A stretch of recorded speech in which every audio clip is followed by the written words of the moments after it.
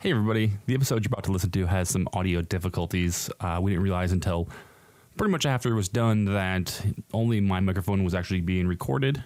So everybody else's voice is kind of echoing in the background. So sorry about that. We'll make sure we pay attention a little bit more in future episodes, and hope you still enjoy the episode. Thanks so much.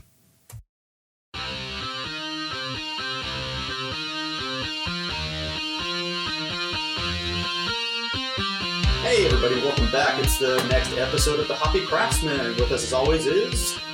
me. And I'm Chris. I'm Brandon.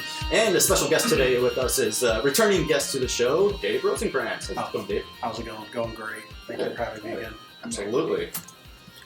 So we are drinking a beer from a local brewery, Hilo Basin, today. It is called the Triple C, right? It's called the Triple C Double IPA. Yep. So any Trip DBI on the back of this bad boy. it's triple double. What do you guys would suppose the C stands for? Triple C. Citra. Citra hops. Citra hops. Triple. Seems to be a good guess. So I actually asked the guy that was selling it, and either he gave me one of.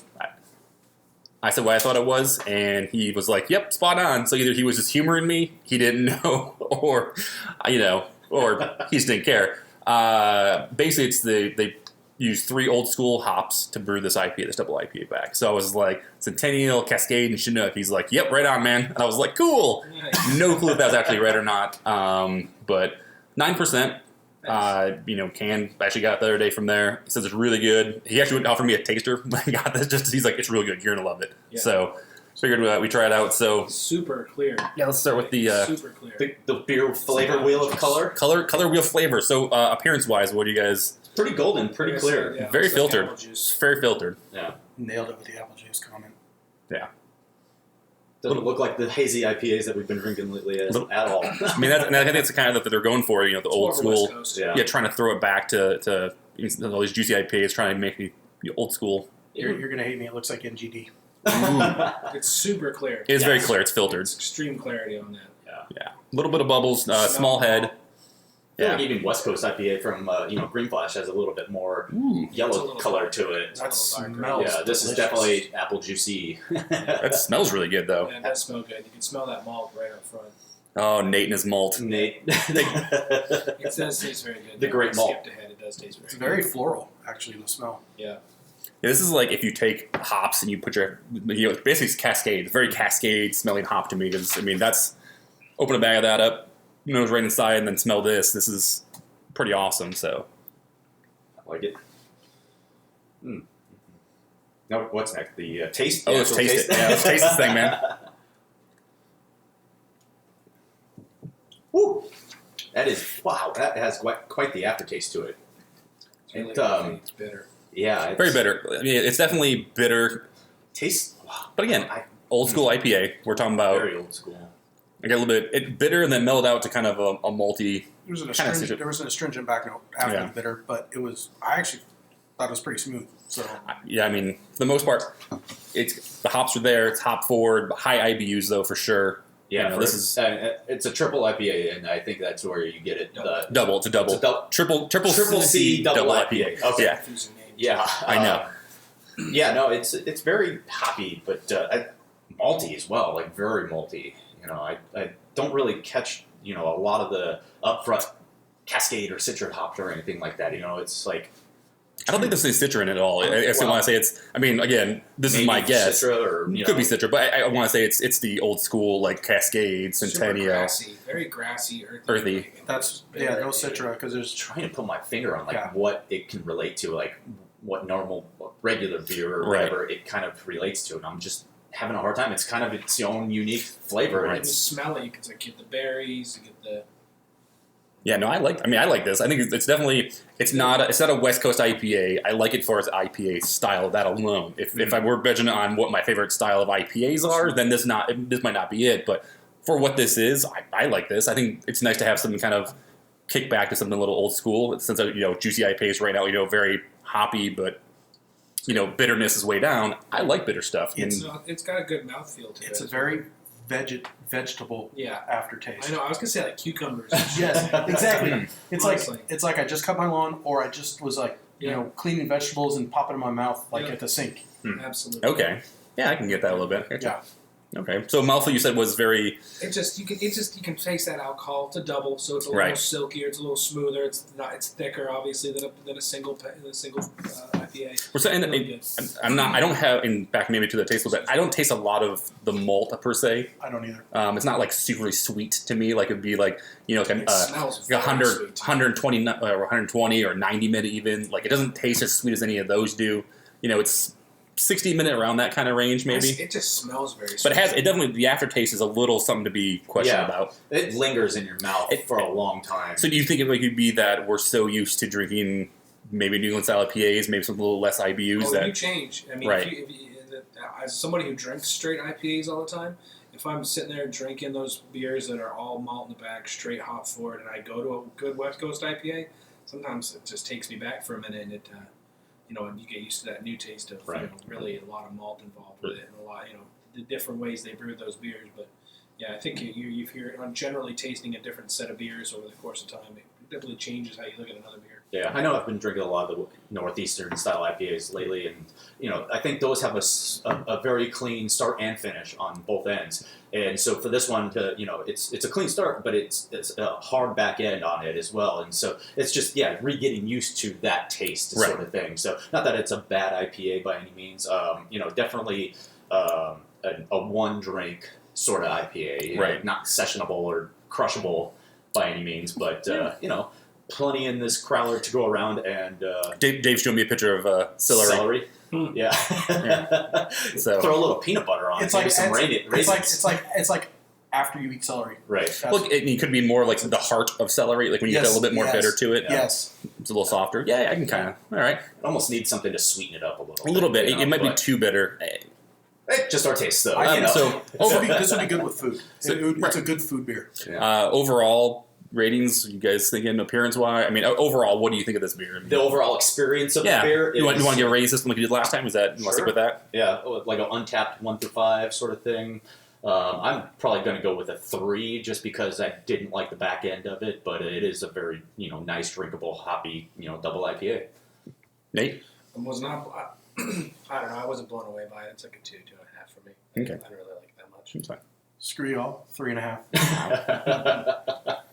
And it's just funny that they go up because I'm right with them, but 3.5, 3.6 maybe if I can go that high. But you can tell that there's a beer drinker out there who'd be like, "Dude, you're fucking crazy. That's a great beer. It's just not." Well, again, everything's opinionated. This is our opinion about how this all works. I started drinking IPAs that are super bitter. Like this is probably pretty high IBUs. But we drank hop juice and we drank beers that were just like 102 IBUs, just like. Rip the enamel off your teeth kind of hoppiness. So this is kind of for me, nostalgia kind of pulls it back. It gives it a little bit more, it buffs it up a little bit more because of that. Right. I think it gives it a little buffer. Other than that, I don't think it's a great beer. It's funny because this type of double IPA was what kind of got everybody in the double IPA games, and it's probably going to be what everybody goes back to here pretty soon. So it's like everybody's on the New England style hazy, juicy IPAs right now. Helio Basin's probably like, hey, everybody's going to be coming back to this original trend, this filtered IPA, double IPA. So why don't we get on the game again and throw out our own happening? Jump in front of the curve, kind of thing. Yeah, that makes sense. Yeah. But I will say this about Helio Basin, and if you guys eaten lunch or anything there before, they have really good food. Yeah, their tacos are delicious. They've actually won 2 awards recently for Phoenix Culinary Festival. Nice. For their food. They're actually having a beer dinner. I think it happened this month or maybe this next April, into April here. 8-course meal. I think we talked about it a little bit. But that's right. Yeah. Gourmet food, really good food. Their lunch specials is like 2 tacos and a beer for like $8. So can't go too bad there. Where are they located at? They're like 40th Street in Thomas. Okay. Kind of there's a Red Wing over there and like a Aloha Island Barbecue. Kind of where a lot of the craft breweries are popping up because we've got Wren House over there. Yep. We've got Helio Basin. Helton's over there, and then Wandering Tortoise just popped up in the area that has all those craft beers on tap. So it's a good little community area right there. It's starting to Thomas and Indian School area. Yeah. So awesome. If you're in the Phoenix area, make your way over to that. side of town, so you can check out some awesome craft breweries. So, Nate, or Dave, welcome back to the show. Thank you. We said it at the beginning, but glad to have you back. I wasn't on the show, actually, when you were the guest host, so glad to actually have you on the show with us. Gallivanting down the ski slopes, That was when I was in Canada, yes. But, so thanks for filling in for me, and thanks for coming back. We all did a little brunch this morning, so we convinced Dave to come over. And I would like to thank my lovely wife and her support of my love of beer. Who's actually here taking pictures of us. Thank you, Liz. Thanks, Liz. Thanks for letting Dave come play with us for a little bit today, at least. Thanks, babe. But, then back to work. Yeah, so, we kind of talked about it ourselves, at least, on the last episode, but I thought we'd get your kind of feel for it. What got you into craft beer, Dave? Well, I got started out great. My 21st birthday, one of my friends was like, you have to try this beer. It was Mackeson's Triple Stout, which is a English stout. It's very smoky, and I'm like, hey, this is really good. That was actually, I think, the first or second beer I ever had. I didn't start with, MGD or Corona. I started strong. I did go into the American, style beers for a while, but I never gave up the crafts. I kept going to a local place that was getting stuff from like left coast, and I tried it, and I went into the super, like the stout direction. And then speaking of, first IPAs, Chris actually, I think I talked about this, Chris broke my tongue with hop juice. And he's like, here, you got to try this. And I'm like, this is not my thing. And then by like the halfway through the glass, I'm like, this is amazing. It literally rewrote my tongue. It is the thing. Drink this. So now you're a hophead, you would say, more than anything? Oh, gosh, yes. Gotcha. And I really do. I love the citrusy. I love the juicy. But every now and then, I do like, the very piney ones, too. And this kind of goes, it's halfway between. There's a very fruitiness, vegetable to it, but it does have that piney, resinous kind of flavor to it that we all started out on. Mm-hmm. Yeah, and I remember, when we first kind of started drinking up beer all together at Papago, you are still currently a big fan of the sour beers, the tart beers, always. The breweries, one of your favorites growing up near the brewery or, living near the brewery out in California there. You were always the one that kind of liked the sour beers more than the rest of us to start with, and then we all kind of got acclimated to sours along the way. You kind of have to do that. I mean, the sours, when you first get into them, they're just, for most people, just too much. It's too strong, and Dave definitely drank a lot of Papago. That was like the Flemish Red, right? Flemish Red. They also have Monk's Cafe in the bottle, which is one of the originals. The thing about sours is back when I really liked them, it was either like a Flemish or somebody screwed up, and it just turned out okay. Right. So, when they're brewing process. Right, yeah. I remember you were probably the first one that initiated us into the Tartar Darkness, and it was just like, for my first experience of sours, that was not the way to go. So little learning experience, but, start lower. No, it definitely, sours in themselves have definitely improved over the years, and the adaptation of the goose style, to kind of help alleviate the sour and the tartness of the bigger boys. They found a really good middle ground in the last year or two. Yeah. Cool. Again, thanks for coming on the show, Dave. We appreciate you sticking around for a beer, and we're going to take a break, and then we'll come back with some discussions, guys. Thanks, guys. All right, thanks, Dave.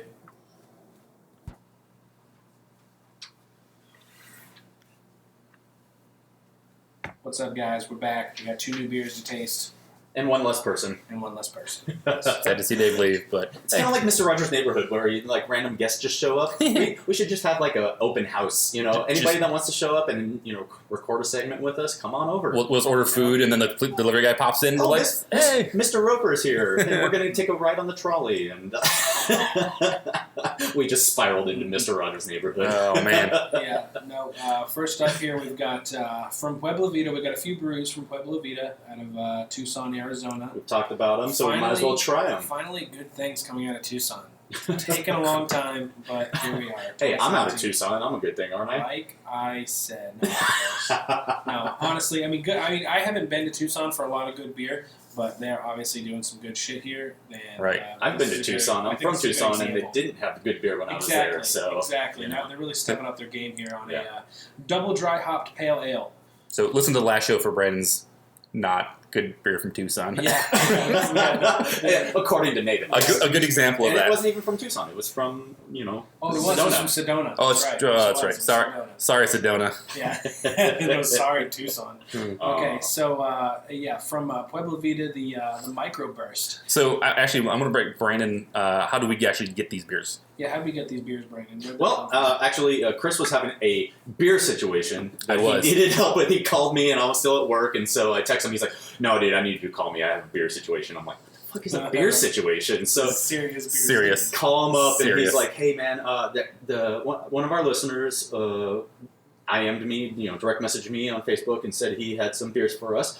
I can't go pick him up, so can you go meet this guy and pick him up?" So I want to give a shout out to David Delgado, one of our listeners of the Hoppy Craftsmen podcast, that actually had some good critiques for us about our podcast. He did have some good critiques. That we might be able to get into a little bit later here, but did want to drop off some Pueblo Vida to us because he was in the neighborhood, picked them up and heard we were talking about them and heard we were interested in trying them. So thank you, David. So we're going to talk about your beers that you gave to us and give you a shout out as well. So appreciate it. And David actually is, he runs the Phoenix Beer Facebook page group on Facebook. So about 1,500 users on there. So pretty large thing.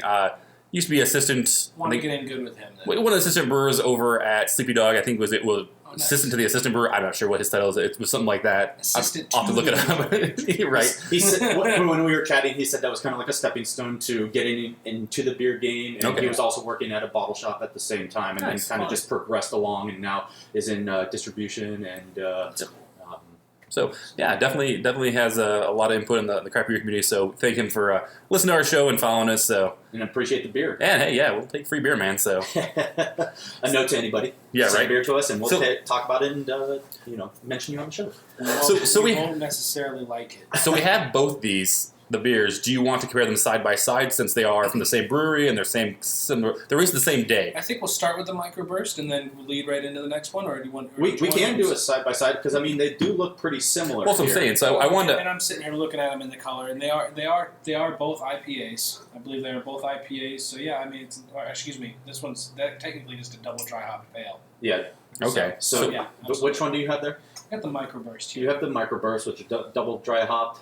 It's a double dry hop. And then I have the Andromeda, and that's just a Galaxy hop IPA. Yep. But the Andromeda actually looks a lot more hazy than the microburst does, at least in my opinion. They're both pretty damn hazy, as opposed to the last beer we just drank. These are definitely the more unfiltered, hop, hazy infused IPAs. Yeah, the double dry hop pale it looks like it was dry hopped with Mosaic, Ella, and Simcoe. It's a 5.8% and it's 46 IBUs. First off, before we even continue, the cans. Pueblo Vida's can game is strong. Yes. Right. Very strong. I think at this point, if you go into the can game, you have to. And it's funny, I was reading an article about how when smaller breweries were first starting out and they, bombers were the thing, right? So you look at the big guys in the game and everybody's producing bombers like Avery and Stone and Rogue, all these big bombers.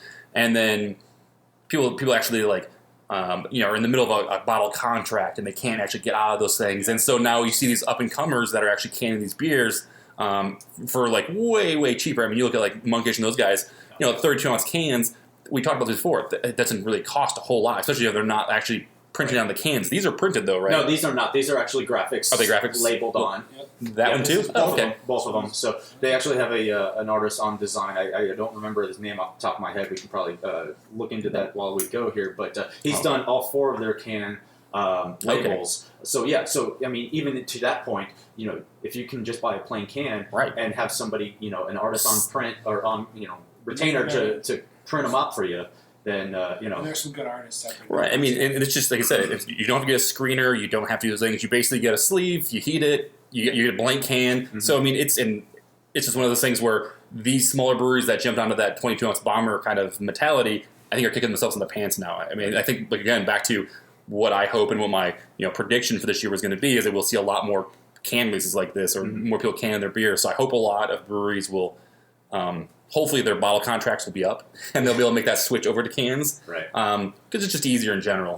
Really, we talk about benefits of cans to death. It provides a versatility that I think a lot of breweries need. Right. But, back to these designs real quick. Like you go on like the other half from New York, and Right. you just see all these badass fucking can designs. And I was so freaking pumped when we were standing in the bottle line for Arizona Wilderness, and we saw the Instagram posts come up for these things. It's like, man, I want to drive to Tucson immediately. Right. It's and just based on the can alone, I think that beer couldn't possibly be bad. right. And after having tasted both of them, I'm right. They're good. We even got to that point Nate's yet. already toasted both of them, Yeah, unfortunately, or fortunately for him, I should say. But no, I mean, yeah, we talked about it a lot, and we were like, "Fuck it, blow off what we have going on today, and just drive down there." And thankfully, and that was Chris's son's birthday. I wouldn't have cared. Right. And Chris wanted to come. Right. No, it is. The can releases are awesome, and but for this microburst, and just to pick it up for the tasting on it. Yeah, let's go into the tasting. It is guys. a little lighter than the Andromeda. It is, in my opinion, it's Okay. a little lighter. When you hold the Andromeda up to the light, you're not going to get any light through it, but you get a little on the pale. You get a little on the pale. Just a little. Yeah. And the pale smells It's crazy. like grapefruit and those. So those let's hops. back to the appearance. For me, I can't tell the difference. At this point, I cannot tell you. And I understand, but I hold it up to there, and it's like, man, I can see it from this distance. Right. But when I hold it- almost identical. Your It two truly is. glasses kind of look a little bit similar. Mine and Nate's have a little bit more shallowness on our Andromeda They as truly opposed are to. very similar. Yeah. Absolutely. Real close. Yeah, So and just to give everybody an idea of what they look, they're just very juicy looking. They're both hazy. They're both that nice orange juice look and Mhm. color. They both look like orange juice, like you just want to gulp it down. Which is perfect because we just had brunch. So Yeah. no, but a lot of what Pueblo Vida is doing for their IPA game is the hazy infused, unfiltered IPAs.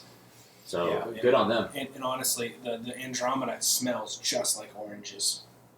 It smells just like oranges. the Andromeda. So You go to the Andromeda so directly. the Andromeda. Don't get a ton from this. I think it's the dry hopping of this one that Yes. comes out a lot Oh, yeah. of the microburst. For the smell. Yeah, the aroma of this. So It's it's straight grapefruit. Right. Oh man, big time. But it's also like a little dankness to Yeah. it, like Mhm. that hoppy dankness smell. Yeah, the microburst definitely Good has stuff. the aroma Yeah.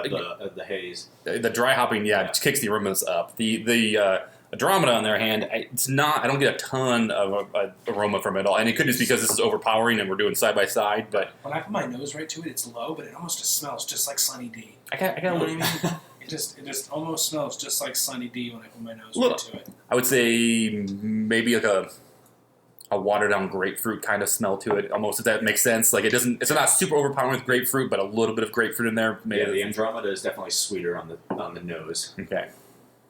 So That another, makes sense. It's a little higher. It's a little higher on the.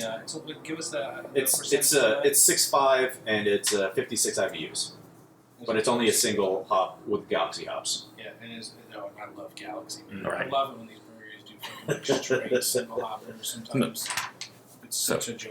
I still have some lingering bitterness from that last beer. I'm going to cleanse my palate Right. before I even try these beers. Yeah, that Helio Basin beer is all right, but It's a throwback to a different time, and it was cool that they did it. A different time, like 2 years ago. Yeah. I mean, Not it's even that long ago. super distant past, man. So it's just one of those. Yeah. I think we'll see. So we trying the microburst first. Is that what we're doing? yeah, we're drinking the microburst. Oh, let's try that. So taste wise, Go for it.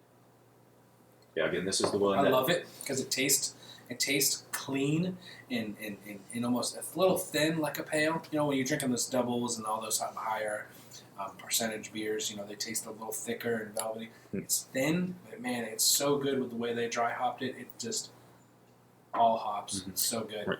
And I think this comes back to what you're saying about the Helio Basin beer is that it need to be a little sweeter. Mm-hmm. I think this, because the dry hopping has that kind of bitterness taste to it a little bit, but there's a little bit of sweetness to it that helps kind of balance it out really nicely. Right.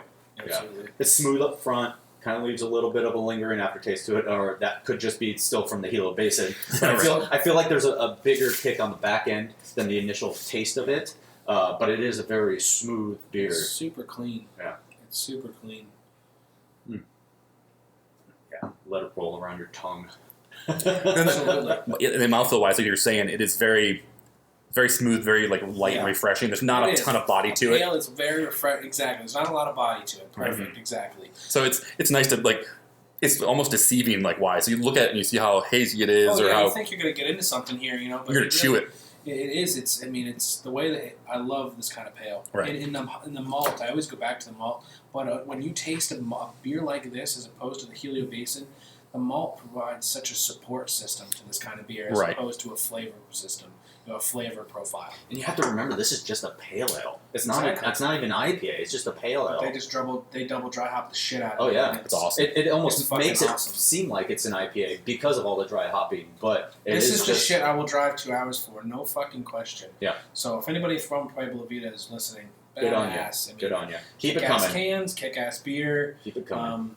This is, it's a whole package with these breweries. You can't fuck up in one specific area. You can't be making shitty cans. You can't be making terrible designs. You can't be just putting a beer name on a bottle. Right. You could, I suppose. I'm sure there's plenty of situations where people are like, you don't need that flash. It won't last long, though. It doesn't, there's so many breweries. Right. You know what I mean? It's like you got to bring in that local artist. You got to bring in that local brew, the local ingredients sometimes.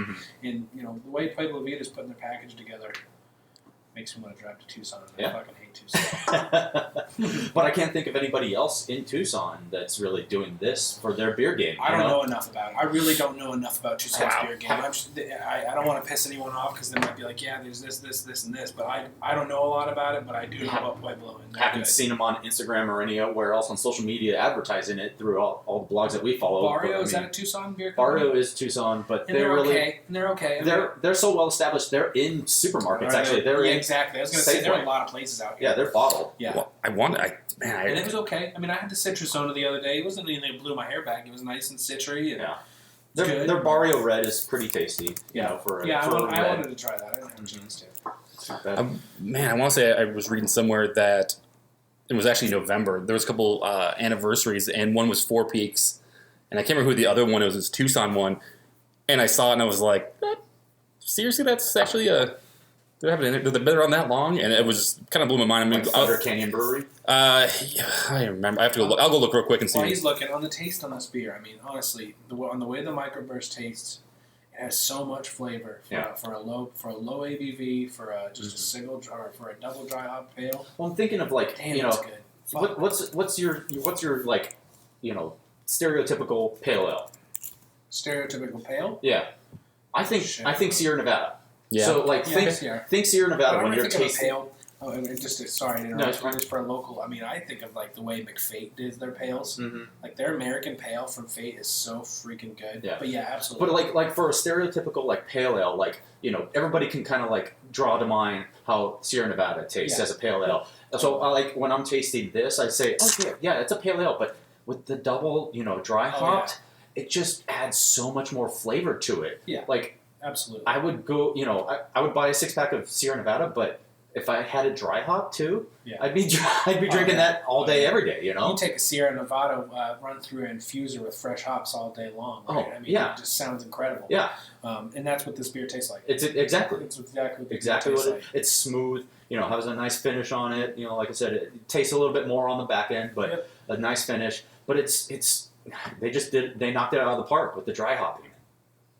Yeah, let's go overall experience on that for me. Honestly, just the way I am, it's a 4. It's an all day, it's a 4. I'd have to agree. For overall taste, appearance, mouthfeel, I want buckets of this, and I just want, I'd be happy to go to a party and just drink this. Right. I'd be happy, that'd be a great time for me. Absolutely. So what about you, Chris? What's your overall experience on that microburst? On the microburst itself, I like this beer. I really do. Like I said, it has all the good hopness to it. Yep. Lower IBUs for sure. It's a pale ale, and then I guess you said it's when I think of pale ales, Sierra Nevada is definitely my go-to kind of pale ale. So this, right? And this is you take a nice randled Sierra, right? Oh yeah. And this tastes like they made a great hoppy pale, and then you just randled the shit out of it. So anybody that doesn't know what randling is, please explain what that is. Randling, we've all been to. Excuse me, a lot of us have been to those bars that they'll take one off the tap. They'll take a beer on the tap. They'll put a big canister on it, full of ice and whatever hops, mangoes, fruits, whatever else. The the tab then forces it through, Infuses comes it. out. Yep, forces it through, infuses it, and comes out the other side into your cup, and it is out of sight. So the best way to kind of describe it is basically a giant tea infuser, really, Yeah, right? Absolutely. That's the It's mentality being behind it. forced through, and it's being pulled out. I mean, it's, Right. Instead of doing it manually by hand, this is actually letting the carbonation push the beer through Yep. whatever you're doing it Absolutely. through. Originating, I want to believe, with Dogfish. Dogfish did it, and now I mean, I've been all over the place. I mean, I went to a brew dog in Scotland that was doing it with doing it, and it was blowing my mind. I think when Dogfish did it, I think they actually released the plans and it helped other people build ones because Yeah. people saw they were doing it and really loved the idea, and then they actually decided to make a Randall Jr., Yes. which you buy on their website. Yes. I That one's have pretty good. I have one. I have one. You have one, Brandon. And I basically, love to build a custom. They're fun to play with. You know, you get a 12-ounce bottle of your favorite beer, and then throw some extra ingredients into it. Right. You know, throw some jalapenos in it, or throw some peppers, or fruit, or whatever you want. Absolutely. Oh no, I forget we were at Brewdog, and I forget what it was. One of their doubles, I think it was, and they put in a bunch of mangoes and just tons of fresh full cone Galaxy hops, yeah, that's awesome. and it was nuts. It was crazy. So- So not to get off that, Nuts to it butts. reminds you. It just that really fresh hop on that microburst. The way Pablo Vita pulled it off, it just reminds me of that. So good on them. So in the October issue of Arizona Brewers Guild's Drink Arizona magazine they have here, I think it's called Choose Arizona Brews, I think. Choose AZ Brews. They actually have happy anniversary to Four Peaks in December of last year, 2016, Boo! from How have they been around? 1996. Yeah, 11 years. 21st year. 21 years. In Right. December also was Borderlands 2011. It was right there. And then I've never heard, and this is crazy, Gentle Ben's. Have you guys heard of that place? Okay, so Gentle Ben's, yeah, Moves of Gentle Ben's. Gentle Ben's down in Tucson. Okay, so that's Grew what. up going there all the time. Really? Okay. But the Gentle Ben's is partnered with Barrio. So Barrio actually brews all of Gentle Ben's beers that they serve. So the other person, and it had been February, so 2 months ago, would have been Sonoran Brewing. Which is now Sunup. Right. Oh, okay. Wait, is it Sunup? Is Sonoran got is it Sunup now? There is still a Sonoran brewery, but the original Sonora got bought out or transitioned to Sunup Brewing. Right, because I know Sonoran's gone through multiple owners at this Right. point. Gotcha. There's like, I think two of the brewers actually finally bought out the people that owned it, that bought it from people before that, and so yeah, there's a whole lineage. Yeah, there's some pretty great stuff behind them. But yeah, 96 is when that originally was purchased or founded. So the same year as actually Four Peaks, which is kind of cool. And now, to go along with this Tucson talk, we have a second brew from Pueblo Vita. Boom. Released Yep. same day, same beer release. This one's the Andromeda. Andromeda. So the other one we Another were badass holding up can. next to it, comparing it to. Another badass can. It's purple with silver lining on it, little white constellations. And this bucket looks cool. Makes you want to drink it. It does. And It's really nice. And then to follow up, the smell makes you want to drink it. It's a great looking beer. It's hazy as shit. It's absolutely cannot hold this up over Brandon's head. Can't even see his beautiful face. Thank you. Like I said, it's the aroma's definitely pretty low on this. Like I said, I have to really kind of like get my nose in there to actually get some aroma, but you do get the little hints of stuff. I smell sweet. Right. Know, like this is what the one that catches a little bit more of a sweet tone to my nose. It just seems nostrils. like just like oranges, orange peel. Right. Honestly, I really, smell a little pineapple. Yep, absolutely, absolutely. And honestly, once you taste it, you get into that pine. You start to get More resiny kind of Yes, piney. Absolutely. Okay. But just to make sure we cover that look on it, it does. It is nice and hazy, and it is a little hazier than microburst. Just a skosh. Just skosh. It's delicious. It's hard to tell in It between. smells like Sunny D, man. Honestly, smells like oranges. Right. Just makes me want to pour it into my mouth hole. Makes you want to punch a baby. Tastes so good. Mm-hmm. So yeah, let's go. ahead. taste Let's dive notes to into it? Because you already tasted it, Nate. All right. Chris's taste. Yeah, I was with you. I think the sweetness of it, I thought there was gonna be a little bit more sweetness to it. Not a ton. Mm-hmm. Man, grapefruit though. I feel like it's Grapefruit, like really it's, good tropical fruit in it. kind of a like Tart, a little tart, ruby but- red grapefruit almost kind of to it. Yeah, absolutely. A little tart, but not like overly like sour or anything like that. But it's just like the kind of like Yeah, grapefruit and then a little bit of bitter. Super floral, like really grassy. we promise we'll be better at this flavor wheel by the Hey, third or fourth fuck it, I episode. think we're great fucking You know what? The thing is again, this is The problem is that what you taste and what I taste are completely different things. It doesn't have to be. We don't have to be on the same page because that's not going to happen. There's no way it's going to happen. So it's what you taste is what you taste. What I taste is what I taste. It doesn't mean we're wrong. It just means that's what we taste. So and it's that's how you have to work through. You have to work through. You're like, okay, I feel, and that's what's great about craft beer is that with the way beer tastes, you actually do get those like lingering, like, at first it tastes like this, and then it kind of like warms up and it tastes like this, and then the aftertaste, and there's so many different things to it. So this flavors are being released on the as it got warmer, man. Like, and I think even in the last podcast, you love that what brewers are doing today with how much flavor profiles they can put into their beer with just very simple ingredients for the most part, hops and malts and those kind of things. Yeah. So I mean, I'm a craft beer lover. I don't think I've ever stopped to really think and try to break down each of the craft beers that I've drank. So doing this now on the podcast is a little new, little foreign, but it's fun to try to figure it out. To like a wine sommelier. Knowing each of the notes of the craft beer that we're drinking. It helps to be able to know and appreciate the beer better too. Right. I'd be interested in what kind of yeast they use. It's a little bready. It just tastes a little bready to me. Mm-hmm. Yeah, I'm not getting much bread at all. I mean, it's... Yeah. I mean... Mouthfeel wise, I feel like this is a little heavier than that one for some odd reason. It's a bigger up front. It's bigger up front, I feel like. And it's higher ABV, it's higher IBUs. It would make sense for it to be a little heavier. Right. And like I said, the mouth feels a little thicker. It's, it's not that pale thin. It's good stuff. Yeah. Overall... What do you guys think of this guy? It's another 4 or 5. I mean, it's just a good beer. It's what I want. It's what I like. Okay. It's a 4. It's a high 3, high 4. Yeah, 4. Yeah, solid 4. Yeah, I think the microburst probably be a little higher for me because I like the dry hoppiness of it, the bitterness. They did a good job on the Andromeda. So it's probably like a 4.25, and this is probably a 4 for me, at least too. So okay. Pretty close. So thank you again, David Delgado, for bringing this beer and allowing us to taste it and talk about it and give you a shout out. So. Yeah, and keep them coming. We're not gonna say no, right? not just David, but everybody. Right. Like I said, we've been saying that from the beginning. If you want us to try some beer, send it to us, and we will try it. Yeah, and you want to hear Nate bitch and complain about a lot of stuff? Send us some barrel aged beer. Send us about anything. I can find a reason to complain just about everything. Pueblo Vita just did a big barrel release last night, which was Friday night, the 31st of March, for this show whenever it drops. They had a Today's the 2nd. Yesterday was the 1st. Today is Sunday. Oh, wow. Today is Sunday. Sorry. So 2 days ago. April Fool's Day. Boom.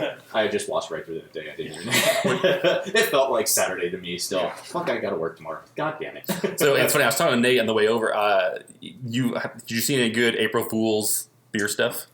I did, actually. What did you see? If it's the one you're going to talk about, the Stone Asparagus IPA. Okay, yeah. I did see that, and I just thought it was real. When you mentioned it, I did see that. I just thought it was real. I was like, what the fuck ever? I guess. Yeah. Oh. Wow, that didn't even seem that Didn't crazy. faze you? I saw that on Instagram. I was like, all right, cool. See, that would have been a great time for Stone to drop their shit IPA. Right. Their shit, pale ale that they Their did. shitwater beer. Their shitwater beer. The brown because ale. people would have been like, oh, this is April Fool's, but Right. it really would have been for real. Real.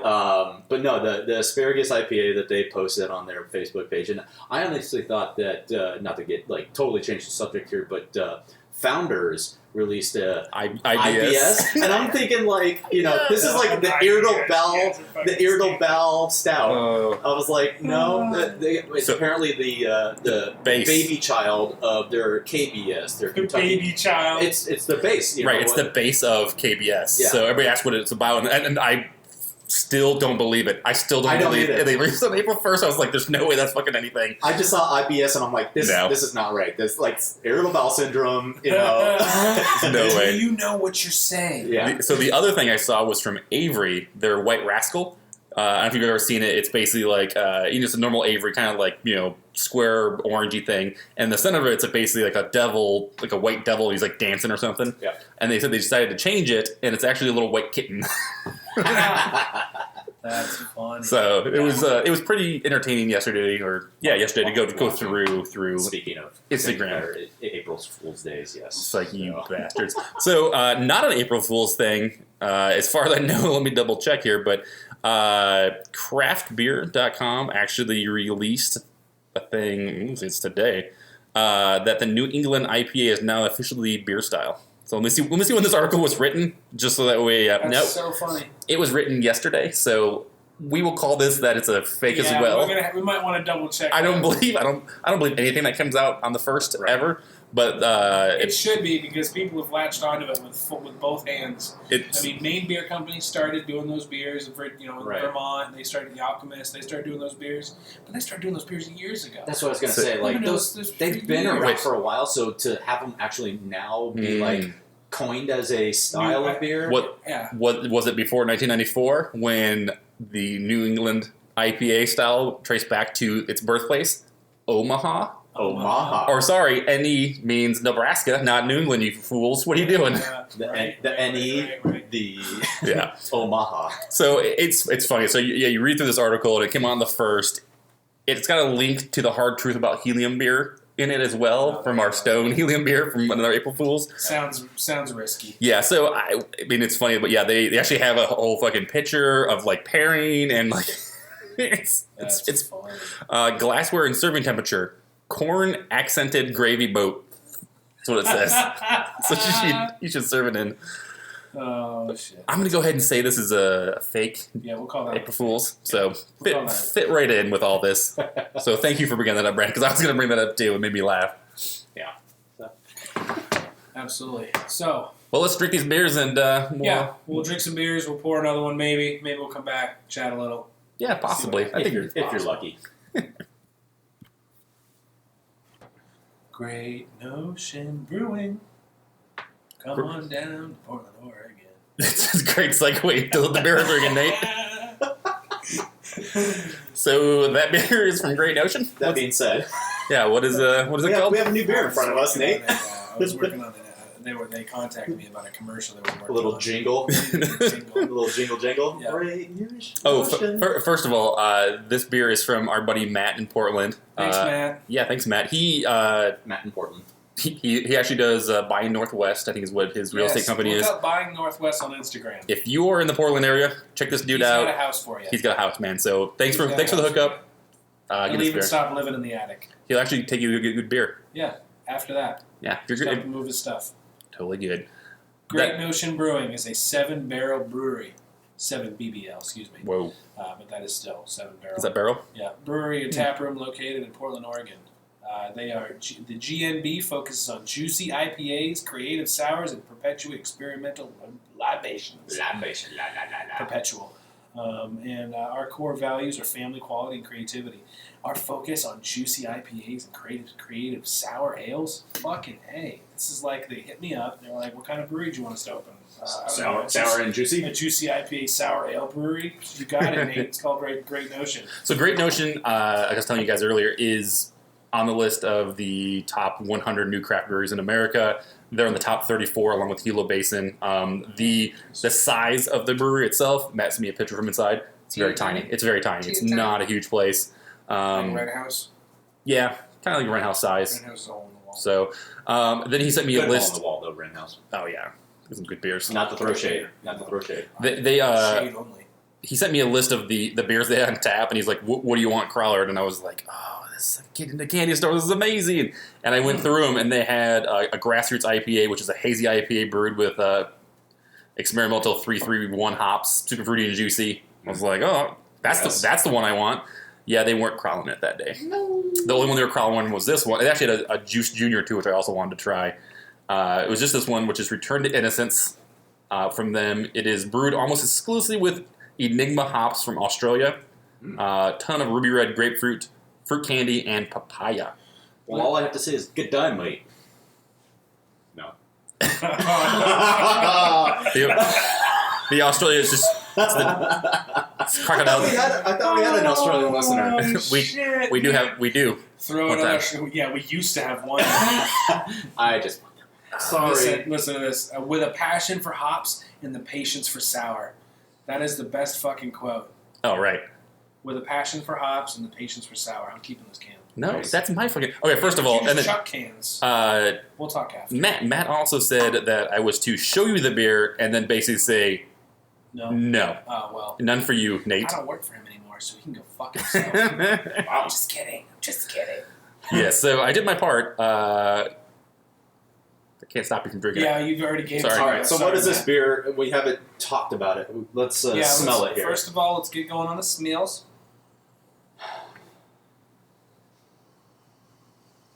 Right, that's a little.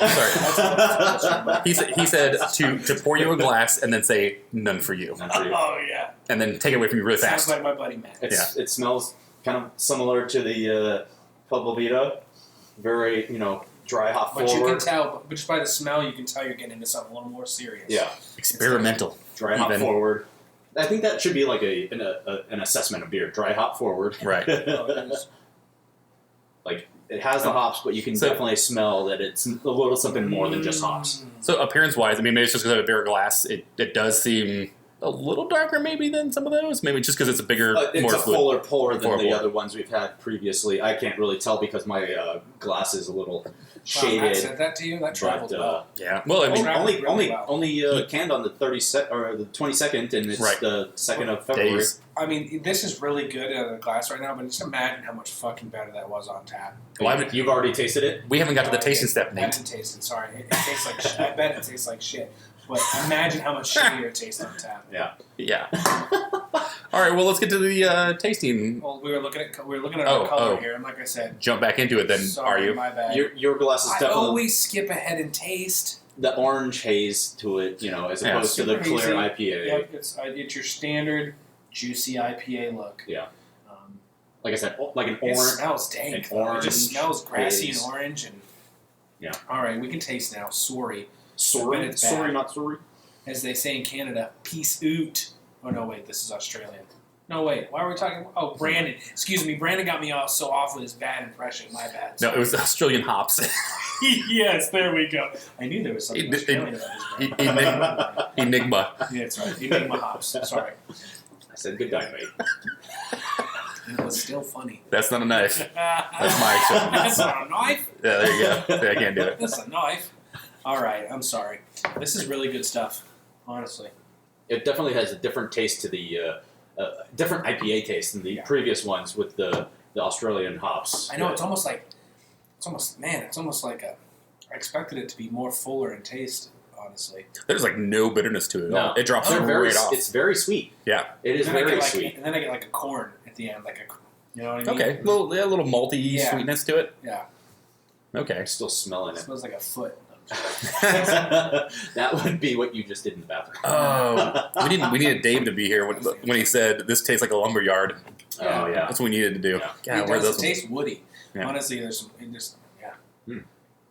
I like it. He said, so that being said, he bought it, sent it to me, and then told me that he didn't think it was their best beer. Really, But it was only when they were crawling that day. So if this isn't their best, I'm super excited for the I rest was of going it. to say, like, you can taste a beer and you can just kind of get a sense of the brews they make. Right. Man, If this is the excites low me end about going to Right. this place. Explain the can, because the can is really cool. The can is really cool. I'm really looking forward to having it at my house. It's a lumberjack with no eyes and a really cool Great Notion Brewing logo, which is just a lumberjack with a big brew in his hand and a big fucking axe. Beard. Yeah, big beard, no eyes. Portland, Oregon. Really good stuff, man. Like I said, I'm really surprised it traveled that well. Yeah, so I recently saw somewhere that Portland, and again, not super accurate in these facts, Portland had something like 90-some breweries, right? And like 70 whatever was in the metro Portland area. Yeah. Oh, wow. So Oh, shit. it's like one of those amazing kind of destinations to go, right? Right. Speaking of. Right, and so that was kind of my discussion is that we talked about this actually at brunch a little bit, and we talk about it, I think pretty much for the most part, all the time. We've mentioned it several times, but Right. yeah, I mean, it's like let's indulge on it a little bit more. So, like, what is your craft beer haven, or Disneyland sort of thing? Right. Where would you want to go to a craft brewery? Well, I think we should get into what's been your best brewery Oh, first. Sorry. Yes. And Well, no, that's a great question. Number one, just to feed off of what Brandon said, yes, what's your, if you can plan one out, but what one did you find? Right. Where did you go? And you may not even have expected it to be that amazing experience, but it was just a brewery you went to, you guys were going to it, and it turned out to be just an incredible experience. I mean, Brandon, you mentioned one immediately when you first got Well, I mean, Stone is just like their Station.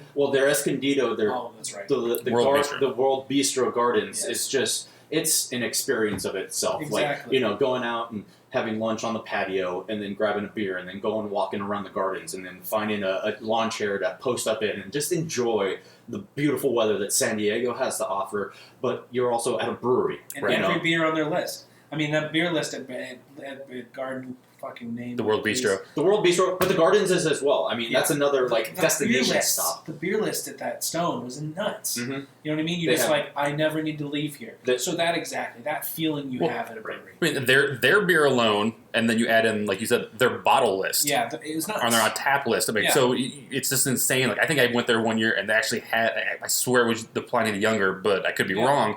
But they definitely had Pliny on tap. I'm sure. The last time I was there, they had Pliny on tap. Right. So it's just one of those things. It's like we knew we were going to that trip in San Diego, but did we really know how good it would be? And no. So you just kind of create that you create that memory after. Chris had been there prior to us being there. And it's funny. So it was better when we were there. I went. So when I first met Becky and I went on a trip to California to visit her friends, right? And then I was like, well, we're going to California. We're going to Stone Brewery. This is how this works. I'm sorry. So we drove down there, and we get in there, and she looks at me, and she was like, "You look so happy right now." like a kid in a candy store. And it wasn't like anything that was like doing it on purpose. It was just that I was so happy and excited to be there, and it was just oozing from my body. Oh yeah, this was a really nice experience. It's a special feeling that you only get in certain breweries. I've had it a couple times, and so I think that was more of our discussion topic that we were looking to get to before we really dive into it. What was our overall experience here? Oh yeah, that's a very good call. A solid 3.5. I like I said, if this is the low end, I can't imagine what the high end is. If this is their okay beer, what is their great beer? So for me, it's a 3.5. I want to be blown away. I think they used Comic Sans on this cut. Honestly, wingdings. They got wingdings in there. It was another 4.5 for me because these brews. I mean, this is what I live for. This is why I wake up and drink beer. This is awesome. And again, I can't imagine how good this beer was probably coming directly out of the tank. Well, I think probably 3.754 on this. Looking at the descriptions of the Grassroots and looking at the descriptions of the Juice Jr., I think if I saw that beer list in front of me, those are the ones I would have gravitated to first anyways, and then I would have liked to try this one as well, but I don't think this is the first beer I would have went to. Yep. I went to those first and then came back to this one, and I think the flavor of the beer, I think kind of like also kind of speaks to that. It kind of, it didn't stood out to me. So not their. Absolutely. Like I said, if this is their worst one, awesome. I've been to so many breweries where I would have just dreamed to have a beer that's good. Right. This is the best brewery at some breweries. Yeah. Oh gosh. I'm sorry. Best beer. Best beer at some breweries. No, and that's why I'm trying to steal this can from you. Like I've already had like an experience with this beer that I like want to remember. You know what I mean? Whoa. It's good. It's good. It's good stuff. So Nate, what place did you actually go to that was like that for me? Yes. Honestly, I didn't even expect it, but honestly, it always starts for me when I follow a brewery on Instagram. I start to get like this romanticized relationship with it. Just brew internal hype. Exactly. Internal hype. Just like, man, look at all these beers they're making. Look at all these beers they're making. Honeymoon, San Francisco. There to see Alkaline Trio. 2 different shows we were going to go to, and I knew I wanted to go to this one brewery while I was there. Is that a beer? Alkaline Trio? Yeah, we were there to see the band. Alchemist Trio. Alchemist Trio. Yeah, that's a good idea. Nope. And trademark, that's our name for our new brewery. Ooh, the Alchemist Trio. Enjoying that. Honestly, so we were there on our honeymoon. I was doing a couple of Alkaline Trio shows while I was there, but we knew Cellar Maker was there, and it was like right down the street from our hotel. And that place blew my fucking mind. It blew my mind, and it's blown it ever since. I've been back once, and I've had a few beers from there since. But Cellar Maker Brewing, everything I walked in on, every single beer I had was the next one was just like this Great Notion Brewing. Like, oh my god, I need to have that more. I can't believe they brew this. Just like everything. It just feels so special, and then you're just drinking and you're getting buzzed, and just makes for a really great experience. Wow. Yeah. Definitely never been a still maker. I need to. I've seen a lot of their stuff. Yeah. I've had some. I've wanted to try some of their. I haven't had any beers yet either. So. And didn't they just do the Cellar Maker just did they did that Juice Lee with Monkish, so they're doing a lot of cool things, and that was even before then. But that for me, that was the brewery. I was just like, man, I need a career in beer, Right. So I would say Stone definitely the first time I ever went there. So yeah, I think it's a special place. So the first time I went there, I was with 2 people that weren't beer drinkers. and we went, and they did not like anything about that place. And I was super disappointed because I loved everything about that place. Yeah, that's a bummer. And then I went back with people that were beer drinkers, and it was a lot more exciting. That was our no, actually, we went with our buddy Jeff and his family. Okay. We went there, All right. and it was just kind of like this. It's weird that like I had this.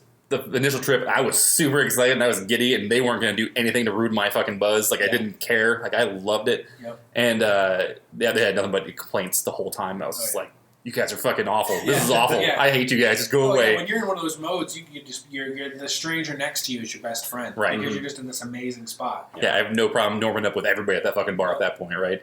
But yes, pretty much every trip back to fucking the World Bistro Gardens is an event. It's, I mean, again, It's amazing. I was happy to freaking share it with my now wife when we first went there, and then we actually went back for our birthday, that trip that we went to, and we actually got to like get into a private room, and then you actually explore the gardens more afterwards, and it just, it definitely, it's not just they have good beer and they have really good food, it's a destination. It's really kind of one of those things. Stone's work to really make it like that. Right. Like Brandon was saying, you go and find a spot. There's all these in the gardens over there. There's so many little chairs, ponds, fish swimming around. It's a very large complex. Relax and drink a beer and enjoy yourself. You said they went out of their way to make that what it is, and a lot of breweries don't kind of put a lot into that. I think that they focus more on making beer, and that's cool. And that's where you got to be at first, absolutely. Right, but once you start getting to the Stones level, you have to kind of jump in there, right? You've got to kick the door open another way, right? You've got to raise that bar somehow. Yeah. So let's make world class beers. Let's make world class dining. Okay, now let's world class experience. We have to actually tie these all together and make it a whole thing. I think the only other place I've been to, I said it before, is Surly. That was kind of in that same. It wasn't the same aspect of it being like the gardens where it's like naturey and outdoorsy and whatever else. It's a brewery that speaks to you. It's just as amazing sometimes. The place was. I wasn't expecting it to be anything amazing, and then we literally went there for work in Minnesota, and I was like, oh, fucking Minnesota. Yeah. And I was like, oh, but Surly's there, so convinced people I was with to go to fucking Surly. Show up. The place is ginormous. They actually have a big freaking dining hall. They have like a beer tasting room that actually for beer dinners they do. You can see into it like you can at Stone. You see all the freaking fermenters. Yeah. Just, I mean, they have an outside patio with they had like gas fireplaces and cornhole and frisbee fucking game, and it just on and on. It was just basically, again, an experience to bring up, the brewery itself. So that was, again, and their food was really good too. I mean, it was delicious food. So, again, that's the only thing that would be close to being Stone. That I can think of. I mean, other than that, a lot of great small experiences at other breweries too. I mean, great notion. I didn't get there when I was in Portland, but there's so many brewers in Portland that was amazing. And you couldn't. It was hard if you could throw a stone and fucking hit one. So that's not too bad. I've had amazing experiences going to Stone. My father actually, the last time we took a family trip last year to San Diego to see a Chargers game. My dad was like, "Yeah, let's make the trip up to Escondido. I want to go see Stone and check out the gardens and everything." And so we took a family road trip up there and enjoyed it and everything. That's so for my dad to actually want to like go to a beer destination, it's awesome. But my kind of like, I don't know if it's like my beer experience or favorite place to go to, but it's just every time I'm in Denver, I have to go to Great Divide. There's nothing fancy about their beer tasting room, but it's just, for me, the beer experience of getting the beer from the source. Sometimes it's almost a stronger experience, even so, just because that's on your home ground right there. Yeah. I remember, I don't know if it was the first time I went there, actually, but visited my sister, middle of December, negative degrees out, and we're walking through downtown Denver to get to Great Divide, and then you get inside, and you sit down, plop down. Their original tasting rooms, nothing. It's built around their brewery. So all it is just, taps on the wall, and then maybe like 30 seats around the bar in an area. And so small area, get in there, and it's cold as fuck outside. You get in there, and it's warm as hell, and you get an espresso oak-aged Yeti on tap, and you drink. Oh my god! Well, yeah, I think that's something that just based off your story, I was like, I'm cold. Those are the only thing I say that I kind of miss about being in the back east or the Midwest or whatever is that stout is amazing. Well, you don't really realize like how a warm beverage or some kind of like a beverage like that how great that is when you come outside from the cold and you go into the warmth and you just feel comfortable and you get a beer and it's just like so relaxing. It's insane how like just that experience alone helps. And so, you know, being in Denver like that, that's probably the same kind of thing. But setting, honestly. Right. Setting, but it's like, you know, Great Divide in itself, I feel like, is a very boutique brewery. Right. Like, people that like Great Divide, go to Great Divide. Yeah. You know, you don't get, like, the, you know, one-offs, like, going into, like, a craft brewery just to check it out. Like, you have to have the... I've never heard of Great Divide. What is this place? Yeah. Usually those people are the ones that, like, go in and taste it and leave. Right. You know, they're not, like, attuned to that sort of, you know, imperial stout. Yeah. You know, they have some other good beers, you know, on tap. The Saison's amazing and everything, but you know, their trademark is their imperial stouts, right? And you know, their rotating lines, and the espresso for me, when I can get that on tap, it's just amazing. So you know, for me, that experience and always wanting to go to Great Divide, and my sister hates me because I make her drive or make us drive to downtown Denver to go to Great Divide to the brewery.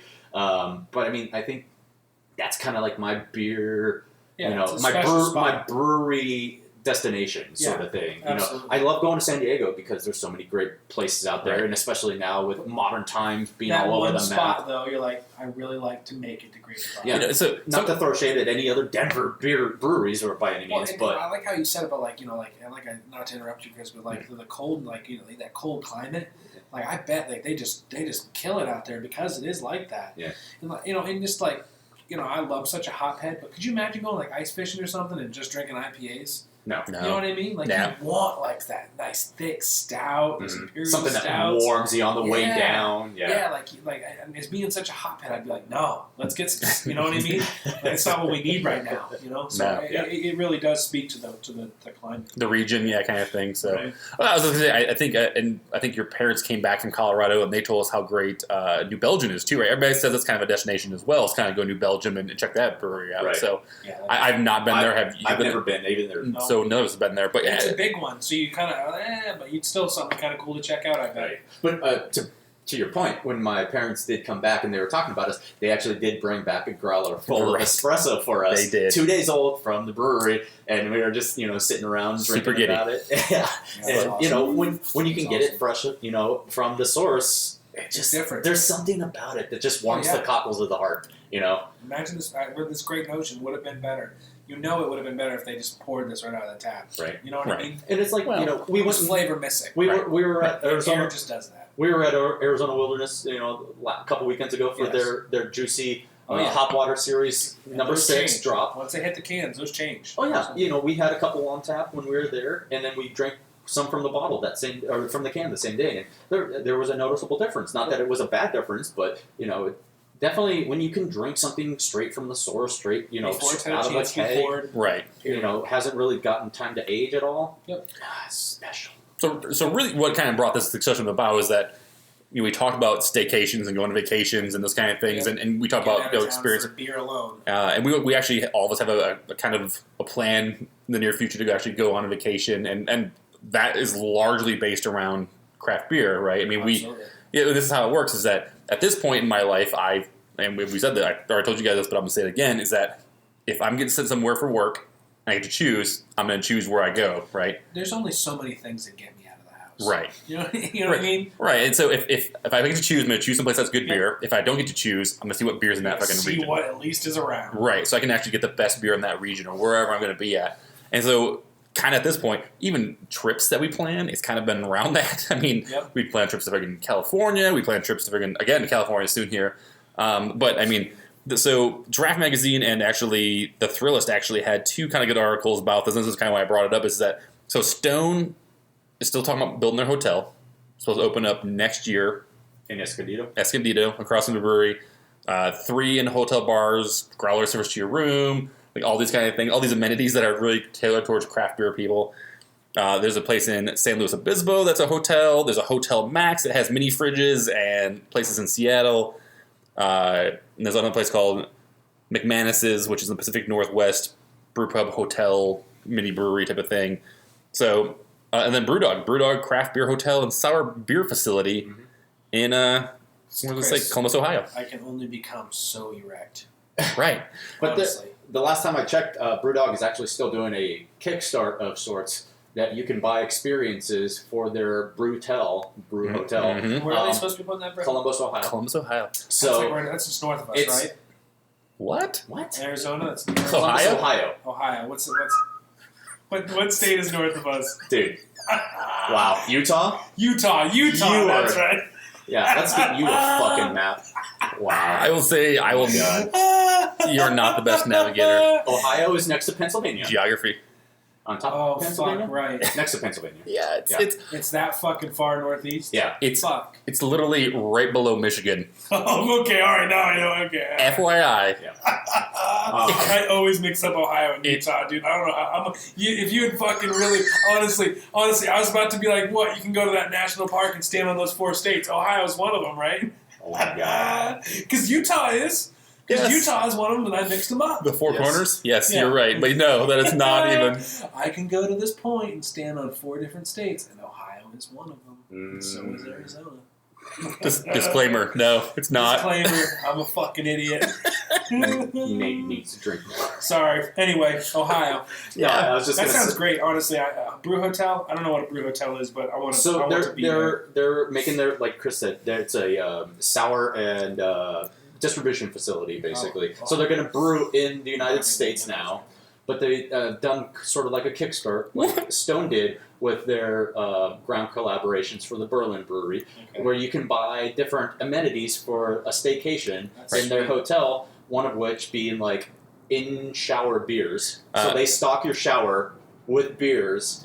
Yeah, so this says... They have in-room taps. Right, IPA taps in every room, serving IPA, a beer spa with beer-based treatments and products, a hot tub filled with IPA What? in the luxury suite, and an in-shower fridge, and more. A sour beer being brewed will also be located on site, so you actually get some sours there as well. Fuck, that's cool. So we need to go to Columbus, Ohio in a few years. So that's my Just thought. north of us. It didn't take very Just north of us. It didn't take very long. So that's what I'm saying. So there's just north. It's just a couple hours north of us. I want to pet you, but I'm not close enough to pet you right now. There's just that's the idea is that there's so many like at this point in my life, and I'm guessing you guys are too, right? Is that when you do things and you plan trips for vacations, beer becomes a very big factor in that, right? Well, especially in our line of work, being in a podcast now. Right. Side work here. Well, I think the podcast is a nice excuse at this point to actually also to drink more beer, right? Because before it's like I'm going to do it no matter what, but now it's like, hey, I need to do some research for the podcast. Yeah, babe. We gotta Come on. get this. I gotta go stand in line for beer. Yeah, for the guys. No, So for sure. So it's just kind of this. It's really, I mean, so if you guys were going to go to, if there was like, so I guess Nate, you do BrewDog. Well, like, let's talk about I mean, honestly, if you want to put a trip together, if I could put a trip together tomorrow, I've really been trying to get back to Anaheim. I'd love to get back to Anaheim and Berkeley. And I'm with you. And Anaheim is a couple hours away. But I'm talking what Brandon first said at the beginning of this segment. Brandon said Disneyland type trip. Disneyland. So if you were going to be like, let's go on a trip, I'm going to plan this out, I'm going to fucking save money and do fucking whatever you need to do to get on this fucking trip, would it be like a Belgian trip? Would it be a fucking Germany trip? So would it be... I've been to Ireland, I've been to Guinness. Right, that's what I'm saying. Like, you can't not go to Guinness when you're in Ireland, sort of thing. Absolutely. I don't mean to just be so close-minded, but I'll tell you right now, if I was putting together a Disneyland trip, fucking Vermont right now is Disneyland. Okay. I would love for all of us to go to Vermont and stay there for like a fucking week. Hitting Treehouse, hitting all of those spots. Mm-hmm. That'd be like my dream right now is to go to Vermont and to have the 3 of us just sit there and go to all those breweries that are right there in those spots that everybody just clamors for those. You know what I mean? Right. The beers that people trade like crazy. That's what I like. Right, and that's exactly what I'm talking about. I mean, think big. We can drive tomorrow to fucking Anaheim if you wanted to, but I would love, honestly, a Hoppy Craftsmen trip to Vermont is a dream of mine. Nice. Brandon, anything that comes to... It's hard to tell. I mean, I'm already have trips planned coming up. One to Chicago in particular in July that I'm already planning to go to bottle shops or plotting out bottle shops and stuff to go to pick up beer or try beer. I'm going to go. going for a run, but you know, like I can't obviously drink the whole work time. Off those calories, right? Dude, you might as well buy some beer. But I mean, it's like Chris said, like planning trips, you know, or you know, work trips or whatever. It's knowing where you're going and then plotting out, you know, destinations around that. So I know Chicago's coming up for me. Vegas is actually another one coming up, and Vegas has actually been popping off, you know, pretty close, pretty hot here with the craft beer scene. So I'm interested to see what Vegas has to offer. You know, for a, you know, destination, I'd love to just go to Oktoberfest. Well, I was going to say one here, and I think you're using the coaster for it. Berlin for the Stone. Dude, I mean, honestly, that would be a killer. Well, that's Germany, so I mean, like, you could make a stop off from Oktoberfest, but I mean, like, that would be kind of like the end all of like the Hoppy Craftsmen go to Berlin. Ooh, shit! I like that podcast name already. So what you're saying is we need to do a GoFundMe for people to actually donate for us to go to Berlin and do a podcast from Stone Whoever's Berlin. foolish enough to put us somewhere, go ahead. That or like, you know, Great American Beer Fest, like that would be, you know, like with a bistro. Yeah, some amazing beer fest like that. Right. That'd be incredible. Yeah, Great American Beer Fest in Colorado would be great to do that. That's a good one. That'd be killer. Nate, I mean, I'm besides North Carolina, I have yet to been on the East Coast really for the most part. I don't really count that East Coast. I count that South. Yeah, so, you know, I'm talking about, you know, Maine, the you know, Northeast kind of area. I'd love to see the Hoppy Craftsmen in New England. And then, yes, at some foreign country besides Canada to drink some beer in. Hoppy Craftsmen go to Berlin. It's a Netflix original. That sounds like National Lampoon's written all over it. Like fucking Chevy Chase style, Can you just see the line cruising around on the map in the skies? You know, the Holiday Road in the background. Holiday Road. It's perfect. Exactly. Well, that sounds like a good. Not only is that a good place to come to an end, probably, but that's a great trip we need to plan. Yes. Hey guys, there's Big Ben. Yeah. Big Ben Parliament. Shut up. Hey guys, Big Ben. That's a good one, and that's something to strive for. I mean, I thought it was good. You know, something to talk about, and I think it's just kind of maybe to figure out, kind of pinpoint maybe a plan to actually get to some of these places. So well, it's a little bit more difficult with you two with kids, but don't worry, we'll figure it out. If I'm going to Stone Berlin, I'm leaving somebody behind. That's fine. Yeah, someone's got to stay behind. You got to bring your son's Stone to Stone. Yeah, that's probably true. You can wait like 10 years. One other cap here. I want to come back around on a gear review we did several weeks ago. The Lost Abbey cooler is running strong. I've used it several times now, like 20, 15 times. One of the buttons came loose, which is, you know, one of those things that happens on anything. You can buy a brand new jacket, and one of those, you know, press-in buttons. Just little snap buttons, yeah. Yeah, they press into the leather. It came undone. Head up Lost Abbey. They're sending me a new one this week. I mean, and a new button? No, a brand new cooler. Brand new cooler. So, all right. You know, the customer experience over there at the Lost Abbey was awesome. So, thanks to Marin. But no, I just wanted to share that because you don't get customer service like that every day. Nope. Not often. So, thanks to Lost. No, it's good to experience. Like you said, experience. When you have good customer experience, you gotta share it. Man, that's kind of how it works. So. Well, guys, so where can people find us to hear more? Hoppy Craftsmen Instagram at the Hoppy Craftsmen. And the Hoppy Craftsmen on the Facebooks, on the iTunes, on the Stitchers, on the podcast, the Hoppy Craftsmen. The blog is hoppycraftsmanpodcast.com. So, posting pictures all the time on the Instagram, Facebooks. On Instagram, we try to keep that up to date. Definitely. I'm sorry, I was going to say, if you guys have comments or questions, please feel free to email us at hoppycraftsman@gmail. And then, if you think I'm stupid, please let us know. That sounds entertaining. Yeah. Love Especially to Chris. Yeah, it's the best. You want to send us some beer mail, DM us, direct message us. We'll be inclined to taste your beer and talk about you on the podcast. Shout out to Dave Delgado for sending us Pueblo Vita. And Matt for the great notion. Yes. So we appreciate it, and happy to drink beer. Yep. All right, guys. As always, I'm Chris. I'm Nate. I'm Nate. That is Nate. Perfect. Later. Fuckers.